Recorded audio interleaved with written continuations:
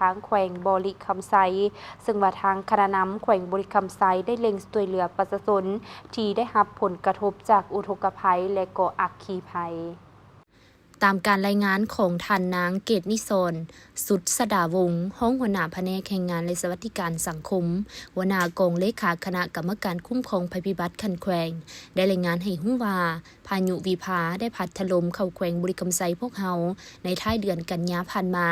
ได้เฮ็ดให้55บ้านภายในแขวงได้รับผลกระทบอย่างหลวงหลายในนั้นเมืองปากสันมีผู้ได้รับผลกระทบจากน้ำท่วม6บ้าน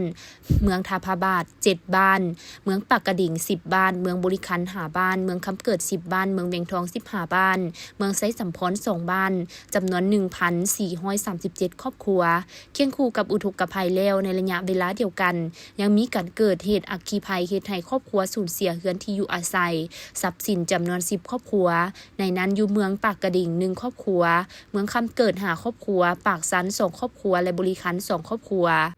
ต่อกับปัญหาดังกล่าวกระทรวงแรงงานและสวัสดิการสังคมและแขวงบริคำไซได้เริ่มให้การช่วยเหลือตั้งแต่มือได้รับผลกระทบจนมาฮอดปัจจุบันในนั้นมีข้าวสาร 40.5 ต้นเล็กตะปู8จำนวน58แกตเครื่องใช้ครัวเรือนห้อยสุดมุงห้อยด่างสาดยางห้อยพื้นเครื่องบรรเทาทุกข์7ห้อยถุงเครื่องช่วยเหลือแม่นเฉพาะภาครัฐนอกนั้นยังมีการช่วยเหลือจากองค์การจัดตั้งของภาครัฐบริษัททางห้านองค์การจัดตั้งทั้งสังคมและบุคคลแม่นบ่ได้ไหลรวมเข้าในการช่วยเหลือของรัฐบาลเพื่อเป็นการแบ่งเบาระยะเบื้องต้นขั้นตอนต่อไปแม่นจะได้สืบต่อฟื้นฟูชีวิตการเป็นอยู่ของประชาชนต่อไป